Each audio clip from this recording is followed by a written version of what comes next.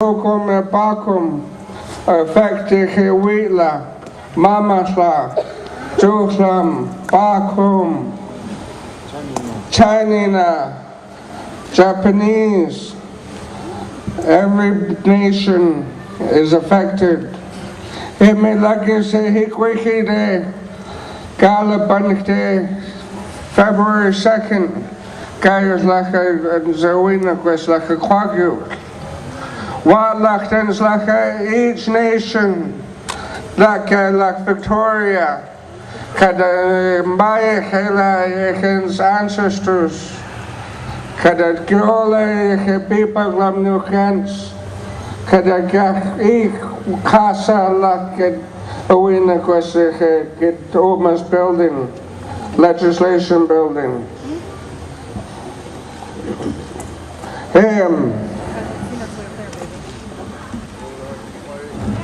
Kela kasla kikuk mai, kela kasla hamas van lilkwa, kela kasla nuyumta, kela kasla kikuk mai. Thank you all for coming out to witness this ceremony. I'd like to explain the history that led us here. We have endured as First Nations people 150 years since the proud province of British Columbia was formed. Our people have endured near annihilation, subject to poverty, diseases inflicted on us, homelessness, alcoholism, drug addiction.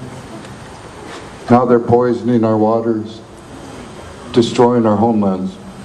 Our old growth forests are disappearing.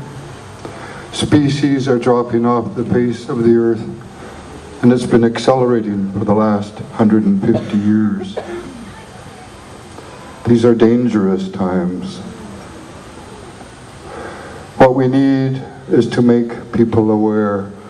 The First Nations of this great country called Canada are probably the only people who can stand up to the forces that control our lives in corporate America and our government, which is put there to protect us and look after us. Our First Nations issues are all of our issues because it reflects on all of Canada. But in a broader sense, this is global. Every single human being is affected by decisions that we make today. What kind of people have we become? In our healing, we regain our dignity through our culture. We regain our pride through our culture. Our connectedness with the Mother Earth and to the great Creator is illustrated through our culture. Our connectedness to the other beings that are on this planet, the other animals from the forest, the birds in the sky, all of those that dwell in the seas and the waterways. We're all connected. We must embrace that connection. We have to shift our values and realize that there's something more important than money and the monetary system that's been enforced on us, that in my judgment is immoral, corrupt, and unjust.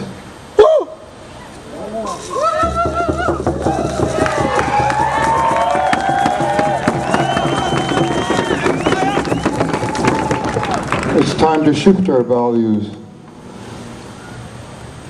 that perhaps we may have hope to create a better world for our children and our grandchildren and those yet unborn, and honor our ancestors that brought us here and gave us this great gift. life. We need to care more. We need to embrace each other for our differences and appreciate each other for their differences around the whole world. Let us set an example for the rest of the world.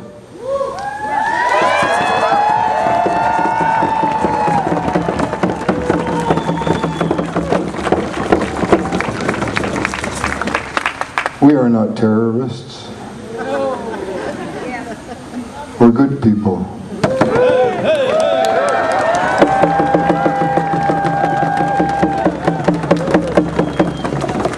We want to do a good thing. So,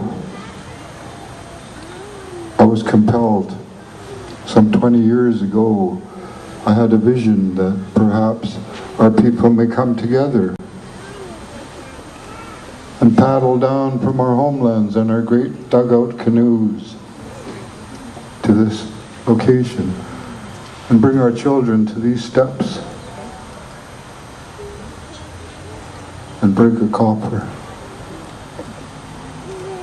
What does that mean? The history of our coppers is entrenched in our lives, our identity, our lineal bloodlines. It's a symbol of justice, a symbol of balance. It's a symbol of truth. This was extinguished by the colonial governments that came in and told us that they were going to show us a better way and give us a better life, called us primitive savages. Meanwhile, our people had the highest standard of living than anybody in the entire world.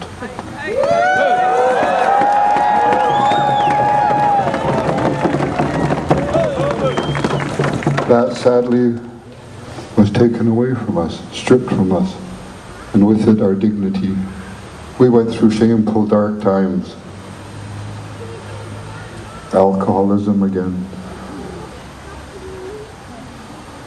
In our healing, it is our nature to find truth. The truth is, we all need each other.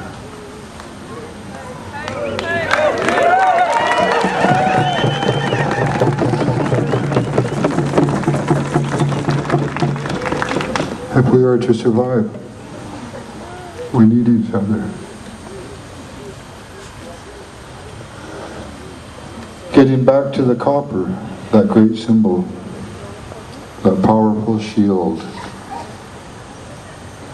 Cheif's armor amongst the Kwakwak and our neighboring tribes.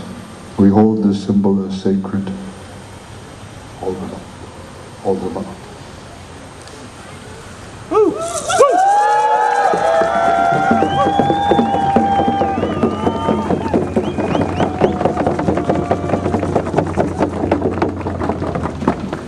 To break a copper is a serious action.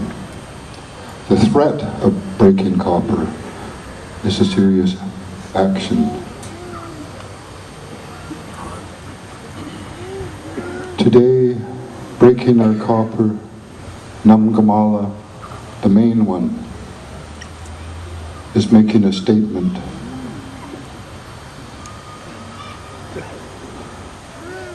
The copper is used in many different fashions in our potlatch system, validating our rights and privileges to our heritage, our territories.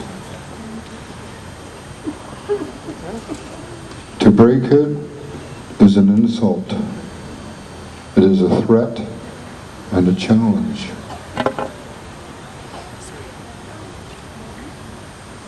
Because of all the wrongdoing and injustice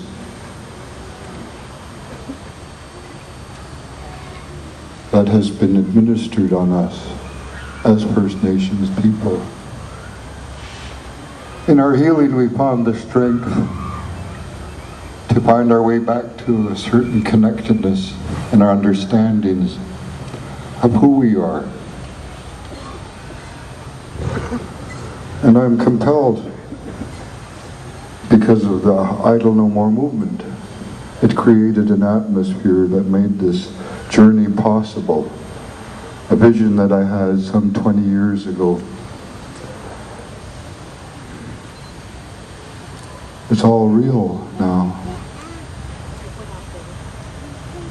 In breaking this copper, hopefully, it'll connect all of our voices. I am only one voice. I'm bringing you my truth. There are many voices here that need to be heard. Many voices need to be heard, and they must all come together to create one voice that can be heard through these walls.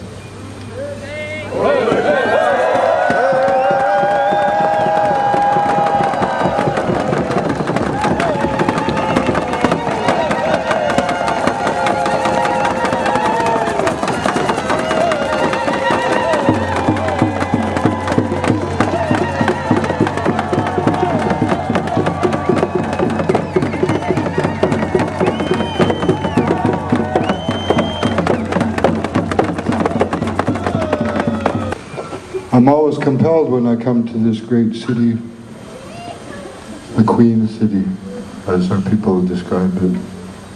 There's a statue down here in the corner of a veteran from one of the world wars that went over to Europe to fight for the freedom of the citizens of this great land.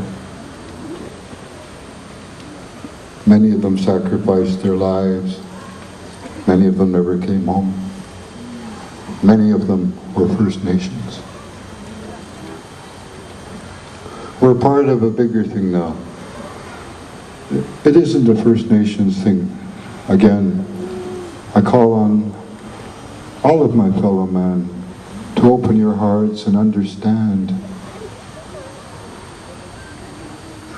That's all I ask. That we may come together and be as one, and be good people together, heal together to find our path to righteousness. That's all I ask.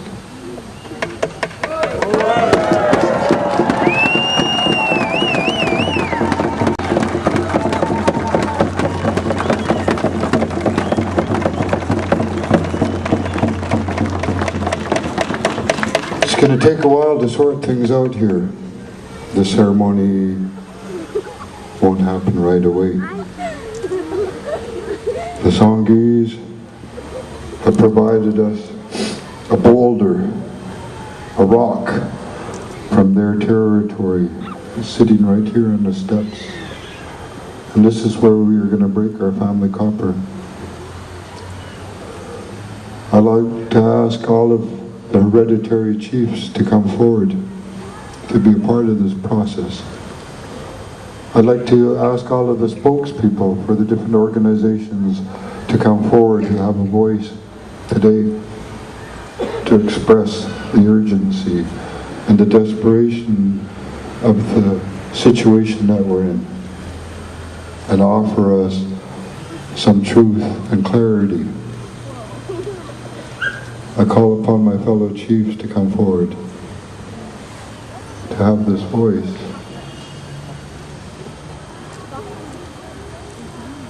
I have some friends, some familiar friends that I see in the audience. I'd like to call upon Kakawinche to come forward, my brother.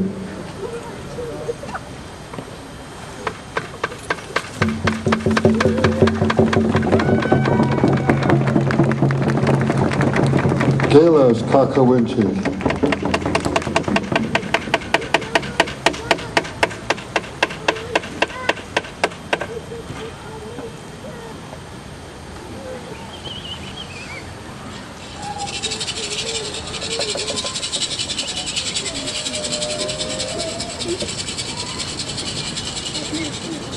equal.